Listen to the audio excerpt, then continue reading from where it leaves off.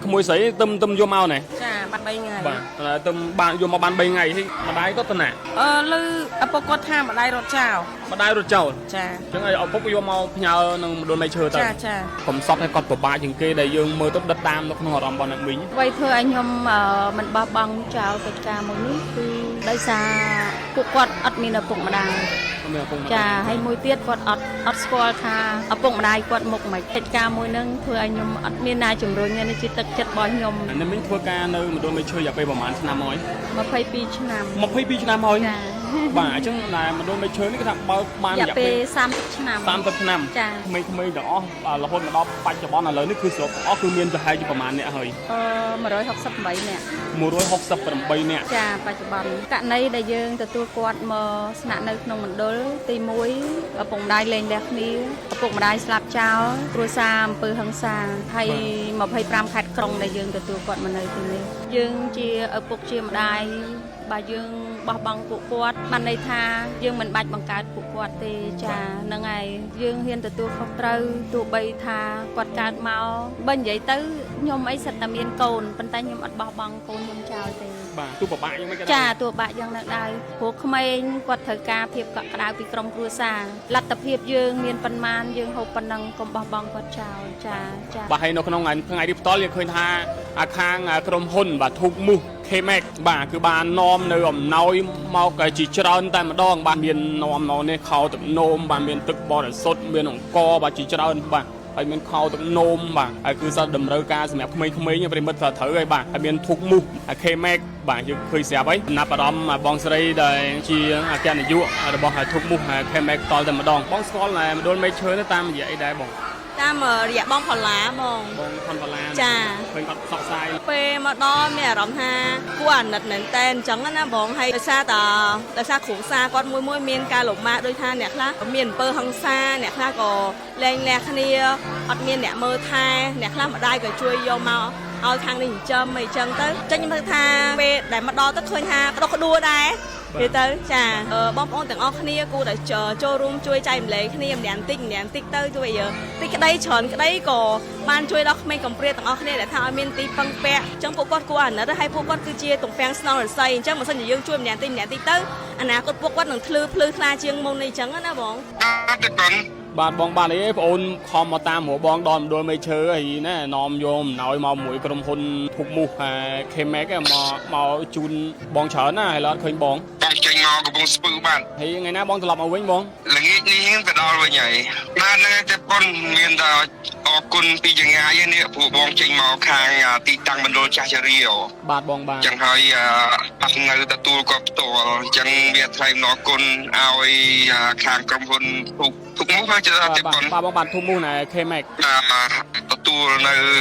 ការគ្រប់គ្រងការច្រើនថែមទៀតហើយអរគុណមែនទែនសម្រាប់ការយកចិត្តទុកដាក់និងផ្ដល់នូវការចូលរួមចំណែកក្រុមការងារខាងក្រុមហ៊ុនទាំងអស់ទទួលបាននូវសុខភាពល្អក៏ដូចជាភាពជោគជ័យនៅក្នុងក្រុមហ៊ុនបាទអរគុណច្រើនទេប៉ុនបាទអរគុណបងបាទប្រិមិត្តថាមានសម្លៃបាទខោទឹកនោមទៅបានយកមកបាន3ថ្ងៃហើយម្ដាយក៏ទៅណាលឺឪពុកគាត់ថាម្ដាយរត់ចោលម្ដាយរត់ចោលចាអញ្ចឹងឪពុកយកមកផ្ញើនឹងមណ្ឌលមេឈើទៅចាបាទយកមកបាន3ថ្ងៃហ្នឹង3ថ្ងៃហ្នឹងមានដឹងហេតុអីបានម្ដាយគាត់រត់ចោលលើបងអត់ដឹងដែរតស៊ូប៉ាផាឡាបាទពូគាត់យកមកហ្នឹងលោកគ្រូគាត់នាំមកអញ្ចឹងប្រិមត្តទូទាំងជនយើងគាត់ថាណាក្មួយស្អាតណាស់បាទហើយម្ដាយរត់ចោលនេះបើតាមការបញ្ជាក់ពីបងដែលជាមេដោះណាបាទហើយយើងឃើញស្រាប់ហើយបាននេះគឺកំសត់ណាក្មួយដែលមកនៅមណ្ឌលមេឈើនេះបាទយើងដឹងស្រាប់ហើយថាបងប្រុសផនផល្លាបាទគឺគាត់ហើយចិញ្ចឹមបីបាច់ថែរក្សាក្មេងហើយជាច្រើនតែម្ដងបាទភាគច្រើនគឺបាទម្ដាយឪពុកស្លាប់ចោលចឹងទៅបាទមានបាទបញ្ហាផ្សេងចឹងទៅបាទយកមកក៏ទុកដាក់បាទមកផ្ញើនៅមណ្ឌលហ្នឹងឯងបាទហើយការគ្រប់គ្រងយើងឃើញស្រាប់ហើយគឺច្រើននៃក្មេងពិបាកណាស់បាទហើយនៅក្នុងថ្ងៃនេះផ្ទាល់យើងឃើញថាខាងក្រុមហ៊ុនបាទធុកមុះ K-Max បាទគឺបាននាំនៅអំណោយមកក៏ជាច្រើនតែម្ដងបាទហើយយកខ្ញុំមកមណ្ឌលមេឈើនេះបាទហើយជាច្រើនលើកច្រើនសារប្រិមិត្តបាទជាការសំណូមពរទៅខាងម្ចាស់ក្រុមហ៊ុនដើម្បីឲ្យធ្វើការជួយផ្សព្វផ្សាយបាទហើយយើងឃើញស្រាប់ហើយនឹងថ្ងៃនេះយើងឃើញថាមាននាំមកនេះខោទឹកនោមបាទមានទឹកបរិសុទ្ធមានអង្គបាទជាច្រើនបាទហើយមានខោទឹកនោមបាទហើយគឺសិតតម្រូវការសម្រាប់ក្មេងៗប្រិមិត្តត្រូវហើយបាទហើយមានធុកមុះ K-Max បាទយើងឃើញស្រាប់ហើយ บางไทยนี่คือทางกรมกรมครูซากรมทุกมุกเคแม็กซอลแต่มาดองบาคือเมาจุ่มคนเดียวแต่มาดองบาโดยซาแต่ก่อนบานเคยตามอยากการสอบสายนั่งทามาโดนไม่เชิญนั่งเมียนกาจิงจำใบไทยซาขมิ้นชนะหนึ่งเมียนกาควักคาดหมายจังคือกอดบาเมียนต่างเขาตกโนมเมียนไอ้นั่นคือดมเริกาสงับขมิ้นตุยบาขมุยบาเยอะดูเคยเสียไปเป็นมัดบาให้ทางไหนนี่บาบองพรพลาก็อัดเนยโดยซาแต่ก่อนจอบเป็นสกัดกรรมบาเนตามมาบรรดาเขตพวกนั้นมิงบานี่มิงไม่ช่วยได้วันนาวีวันนาวีบานี่มิงเมียนอายุประมาณนี้ใช่ไหม50ไปเนี่ยมิงเมียนตัวนี่ที่ไอ้ได้นะคนนี้ยมเจียบทีนกรรมทีกมาอ๋อบานี่มิงทัวร์การเลยมันโดนไปช่วยอยากไปประมาณชนะม้อยมาเพย์ปีชนะม้อยบาจังนายมันโดนไปช่วยนี่ก็ทำบ้านอยากไป30 ชนะจ้าปนบอมร้อยก้าคือหมอกพี่ปีชนะอัตนาตีบ้านสุดท้ายคือเราเมื่อไทยขโมยมันบอมพลาหนึ่งมองไหมบ้านไอชิสไลมิงคือ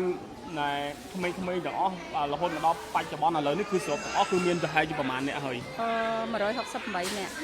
168เนี่ยจ้าปัจจุบันบ้านทำไมเพลงเราคือเมียนการรวมครัวตีกตาไว้ขนาดใดนะมิงกะในได้យើងទទួលគាត់មកស្នាក់នៅក្នុងមណ្ឌលទី1ឪពុកម្ដាយលែងលះគ្នាឪពុកម្ដាយស្លាប់ចោលគ្រួសារអំពើហិង្សាកណីតិចតួចហើយ25ខេត្តក្រុងដែលយើងទទួលគាត់មកនៅទីនេះបាទចាបើសម្រាប់ក្មេងៗដែលគាត់ចង់មករស់នៅមណ្ឌលមេឈើនេះតើគេតម្រូវឲ្យយើងត្រូវធ្វើយ៉ាងម៉េចដែរទើបយើងអាចទទួលគាត់យកមកចិញ្ចឹមបីបាច់ថែរក្សាបានលក្ខខណ្ឌដែលយើងទទួលគាត់មកស្នាក់នៅមណ្ឌលទី1យើងចុះទៅដល់ទីតាំងរបស់គាត់ផ្ទាល់ចាហើយទី2យើងមានឯកសារប្រវត្តិរូបរបស់គាត់ពីសាច់ញាតិក្រុមគ្រួសារនិងអាជ្ញាធរដែនដីចាភូមិឃុំសង្កាត់ខណ្ឌដែលគាត់ស្នាក់នៅបាទចាប់ពីអាយុប្រហែលឡើងទៅអ្វីដែលយើងទទួលចាប់ពី0 ខែរហូតដល់17 ឆ្នាំចប់ថ្នាក់ទី12ហើយយើងបន្តដល់មហាវិទ្យាល័យ4 ឆ្នាំទៀតបាទការរៀនសូត្រគឺស្ថិតនៅក្នុងការផ្គត់ផ្គង់លើមណ្ឌលមេឈើផ្ទាល់ការសិក្សារបស់គាត់ចាយើងផ្គត់ផ្គង់គាត់រហូតដល់មហាវិទ្យាល័យអូបាទល្អខ្លាំងមែនទែនបាទហើយណាមិញអធិស្ឋានគឺសម្រាប់ការពពងពួកគាត់ព្រោះយើងដឹងថាក្មេងៗនៅទីនេះគឺមិនមានជាការងាយស្រួលទេសូម្បីតែយើងចំកូនក្នុងផ្ទះម្នាក់ពីរនាក់ក៏ពិបាកនៅក្នុងការពពងដែរតើការគ្រប់គ្រងសម្រាប់ណាមិញតគឺពិបាកអត់បើគិតទៅហ្នឹងហើយអ្វីដែលជាទុកលំបាកយើងគិតថាយើងមានកូននៅក្នុងក្រុមគ្រួសារ1 2អីមានការពិបាកហើយនេះ25ខេត្តក្រុងដែលគាត់មកស្នាក់នៅទីនេះចាហើយអ្វីដែលជាផលលំបាករបស់ខ្ញុំដោយសារពួកគាត់ទាំងអស់ដែលមុននឹងមកដល់ទីនេះគឺពួកគាត់សុទ្ធតែពួករងគ្រោះដោយសារអីឪពុកម្ដាយស្លាប់ចោលលែងលះគ្នាគ្រួសារអំពើហិង្សាអញ្ចឹងគាត់បាត់បង់នៅភាពកក់ក្ដៅសម្រាប់គាត់ដែលជាក្មេងចាចឹងធ្វើឲ្យគាត់មកដល់ទីនេះគាត់មានអារម្មណ៍ថាគាត់រឹតតែបាត់បង់ថែមទៀតចាគាត់ដោយសារមនុស្សនៅជុំវិញខ្លួនគាត់សិទ្ធិអ្នកដតីទាំងអស់ចាប៉ុន្តែហើយវាក៏ជាមួយដ៏ល្អប្រសើរសម្រាប់ពួកខ្ញុំដែលធ្វើការមួយនេះពេលដែលគាត់រស់នៅជាមួយគ្នាស្គាល់គ្នារយៈពេលចាប់ពី 4-5 ខែរហូតទៅការរស់នៅរបស់វា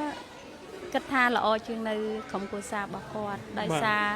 យើងមានការអប់រំមានការថែទាំយកចិត្តទុកដាក់តាំងការហូបចុកការស្នាក់នៅការសិក្សាអញ្ចឹង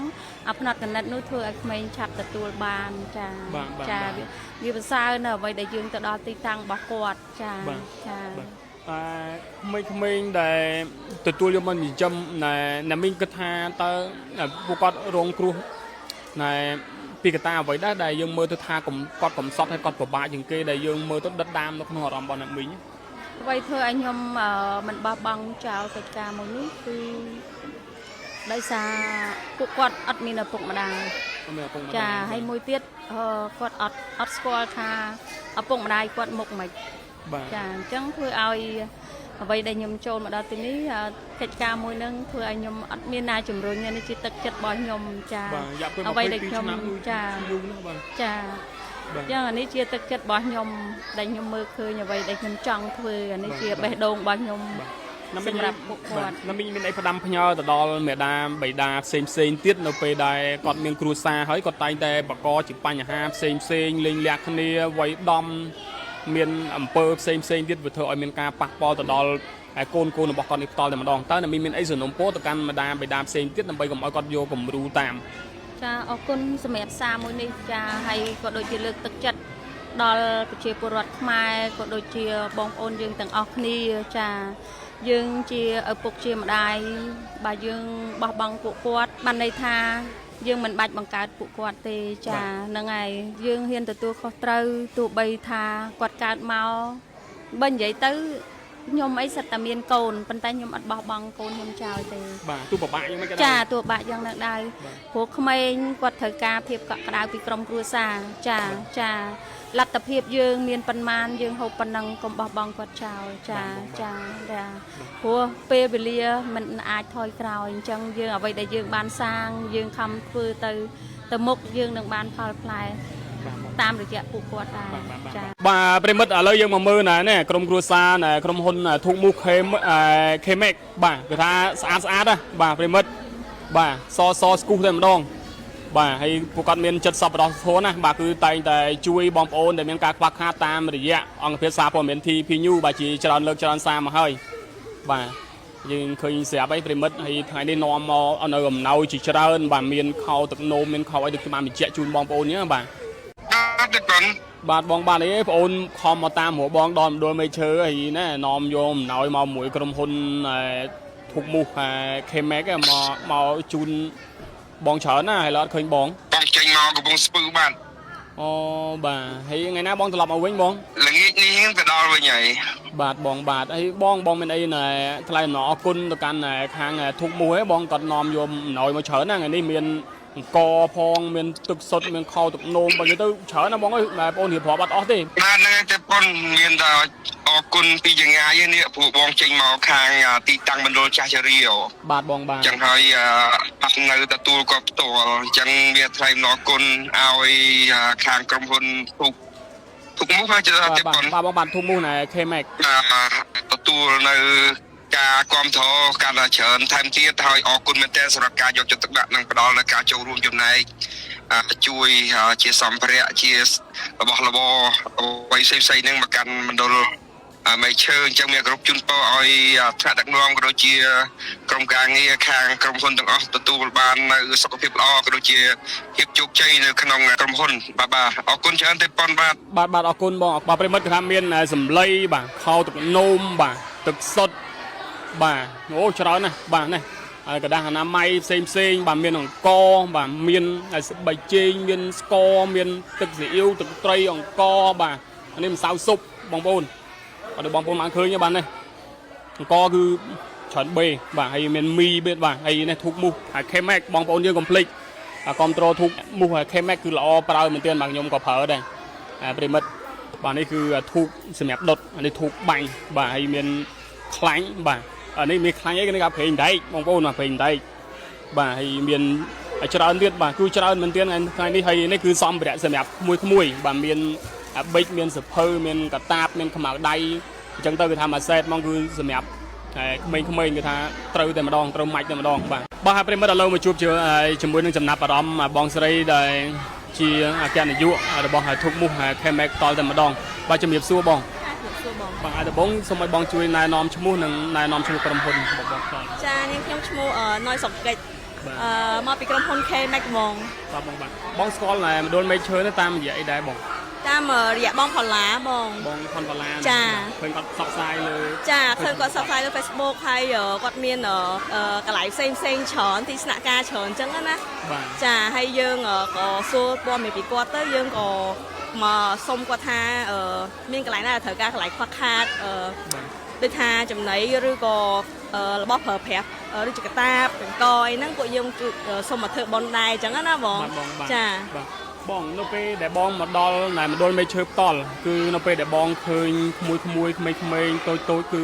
សម្រាប់បងផ្ទាល់បាទយើងគឺជា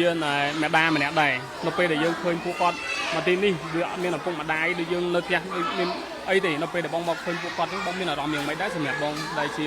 ស្ត្រីដែលជាម្ដាយពេលមកដល់មានអារម្មណ៍ថាគួរអាណិតមែនតើអញ្ចឹងណាបងហើយដោយសារ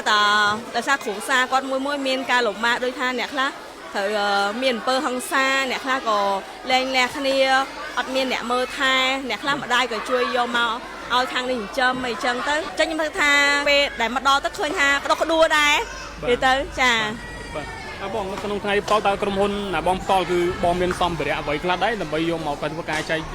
ជូនមកខាងមណ្ឌលមេឈើផ្ទាល់តែម្ដង ចាយើងមានដូចជាខោទឹកណមានដូចជាប្រេងឆាមានដូចជា